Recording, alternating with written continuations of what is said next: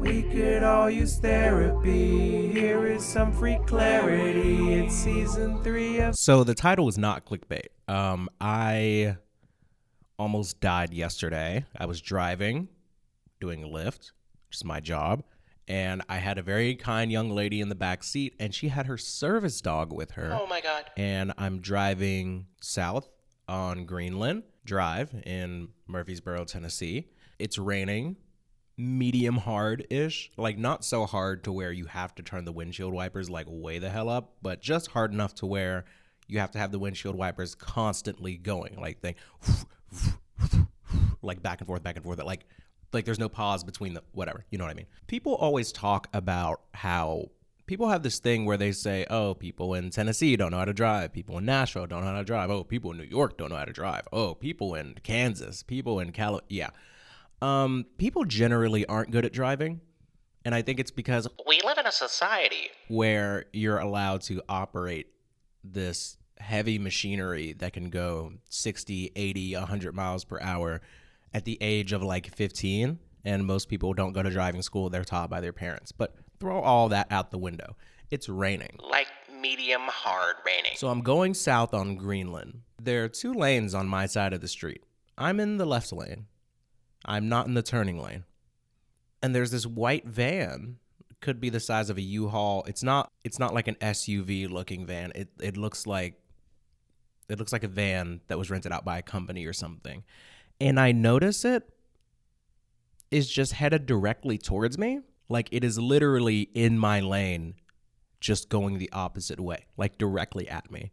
I think it's just because I drive so much. I drive probably 1,000 times more than the average person. Whatever your commute is to work has nothing on my literal job. I drive 5 to 7 hours pretty much every single day of the week. So whenever I have to react quickly or get out of the way of something, I think I just react instinctively. So I just swerve into the lane to my right and then swerve right back into my lane. I don't even think about it. I don't honk. I didn't even hit the brakes. I barely even turned the wheel. It just felt very natural to me. And I'm not trying to brag here, but I think it was a pretty impressive maneuver. Way to turn your near-death experience into a flex. So when things like that happen, I mean, immediately after, you know how people talk about your life flashing before your eyes. So that didn't happen to me when I was face to face with this van. It happened right after I finished making the maneuver, because when I think back to that moment, it's like I couldn't hear anything. I didn't look in either mirror. I didn't think about who was in the lane that I was going to swerve into and then swerve back into mine. I just did it. It just happened. You know? Is that maneuver just a product of me playing video games my whole life, or me giving 5,000 Lyft rides, or, you know, what is that? I didn't honk. I didn't hesitate. It took me probably less than a second to just get out of the way. And the craziest part of it is after I swerved into the right lane and then got back into my left lane, I looked in the rearview mirror and that van was still in my lane. What the actual fuck? So if I didn't move, if I had been looking at my phone, or if the girl in the back seat had been trying to show me something, or if I had dropped something on the floor and I was trying to get it, like I don't know, could have died. My life didn't flash before my eyes right before I made the move. It was right after. And it all happened in like 2 to 3 seconds. I thought about everything that mattered to me. The first thing I thought of, actually, to be completely honest, this flash that lasted like 2 to 3 seconds. It's so crazy how fast your brain works. So the very first second after it happened, I thought to myself, and don't freak out about this, okay? Like, there's nothing wrong with me. I promise. Literally the first thing I thought of after, I caught my breath was, if I was able to dodge that collision so easily, what if I had just let it hit me a little bit? That sounds crazy. And like, I know that sounds crazy, but I might be in like a minor state of shock. What's weird is like I don't feel like the need to pull over. I don't feel like terrified. I'm just out of breath. I just realized I was like, it's like I got the wind knocked out of me or something. But the first thing I thought of was, This is a real pause. This is me trying not to sound too crazy. it was like this weird risk reward calculation of like, okay, obviously I did not want a head-on collision with this vehicle, but what if I let it like sideswipe me? What if I just kind of spun out? Because like I don't think I'm gonna flip or anything. What if I just let it brush me? Like, I don't know. That's a crazy thought to have. But then this is all happening. This is all going through my brain in like a matter of 2 or 3 seconds. Then I thought about the girl in my back seat and her dog. Very, very cute dog. I was like, oh, no, actually, I'm glad that I did what I did. I felt like in that moment when I maneuvered the car out of the way, it didn't feel like a car.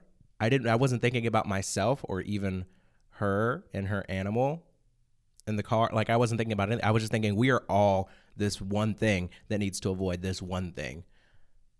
I don't know exactly how much damage it would do, but all I know is I need to like channel all my brain power and all of my driving skill, all my resources into not having this thing happen, not having these two forces collide. So I did it and I'm fine. But right after I thought about that girl and her dog, and after I thought about what if I kind of let it hit me a little bit, which is crazy. I was thinking about like the benefits of, something car insurance or whatever. That's crazy. Obviously I'm glad that no part of that hit no part of us or whatever. I said that wrong. Don't care. We'll leave it in. I immediately thought about Spice and my brother and my mom and my sister. And then I thought about the podcast. Isn't it weird how moments like that really just kind of show you what you care about, But yeah, this girl and her dog, because they were right there. And then I thought about Spice, my brother, my sister, my mom, my dad, then the podcast. Content. Life is weird. I was talking to my brother about this after it happened, and he said, moments like that really humble you, don't they? And I was like, I guess I'm a little twisted because, yes, I was humbled because, just being aware of the fact that life comes at you fast, everything can change so quickly at a moment's notice, at a snap or whatever. But immediately after that, the girl in the back seat, she's, Oh, man. and I think the first thing I said was, because I wanted to make sure that like I wasn't tripping. I was like, that guy was like all the way in our lane, right? Because it was so head on. Like we were literally like headlight to headlight. It looked like we were about to straight on collide into each other. Like it really made me wonder, like, surely this guy wasn't fully on the other side of the street. Surely it had to be a little bit my fault. And she was like, No, he was all the way in our lane. my first thought wasn't me being humbled. One of my first thoughts was, Damn, I'm good. I'm driving like 40, 45 miles per hour. And it's raining. And based on the sound of the vehicle going past me, I feel like it was going way faster than me. So let's just say 50 to 55. So I don't know how these properties or these laws of motion work or whatever. But if I'm going, let's say I'm going 40 and they're going 60, does that not mean we're colliding at 100 miles per hour? Or do you average it out? I don't know. But it's just hard for me not to believe that I wouldn't have died because I was in the front. I don't know.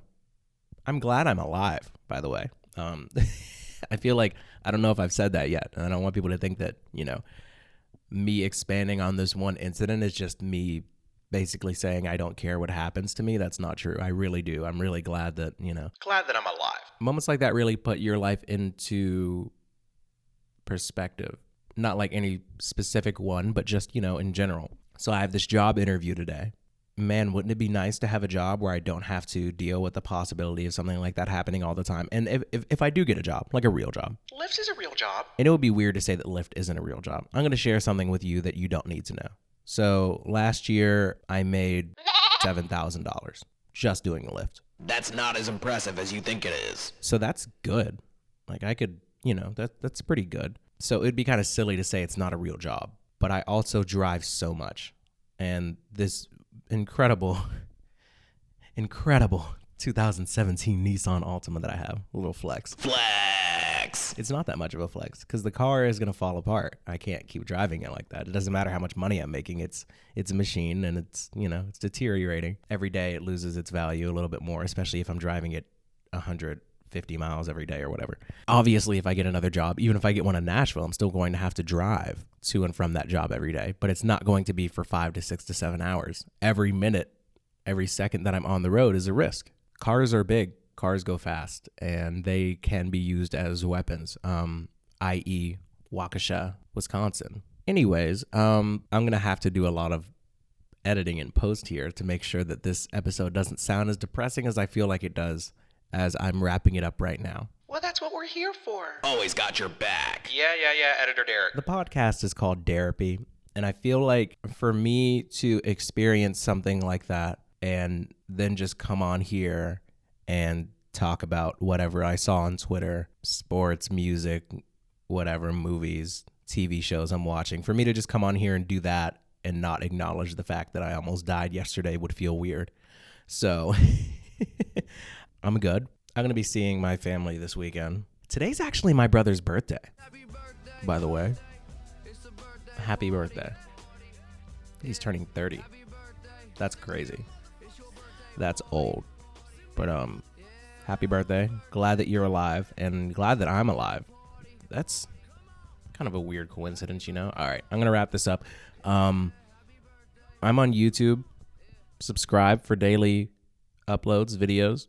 I'm on TikTok now. I don't know what I'm doing, but TikTok is such a strange place. I uploaded my first video of me just saying that I was on TikTok. And no hashtags, no filters, no effects, nothing. It gets like 700 views in a day. It doesn't make any sense to me, but I'm going to figure out a way to to use that ridiculous algorithm to my advantage. Follow me on TikTok at Derapy. I love you. I mean it. And I will see you on Monday with something that is much more positive. Enjoy the outro.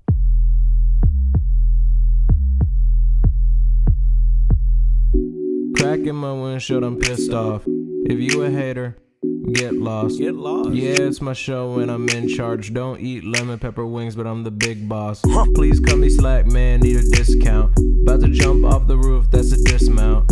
I'm just playing. I'm okay. Okay, but like, are you though? Sorry for the pause, that's awkward. Start a podcast, cause I knew I was a talker. Yeah, my girl love me, but she's sick of my voice. And you know I'm pro-choice, so she do what she want.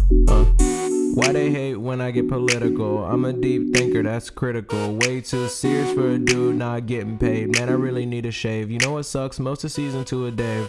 Taking shots, but I skip out on the bar. Every single show, I swear I wanna raise the bar. Hope you listen close so you never miss the bar. Say the same thing, but I'm still going.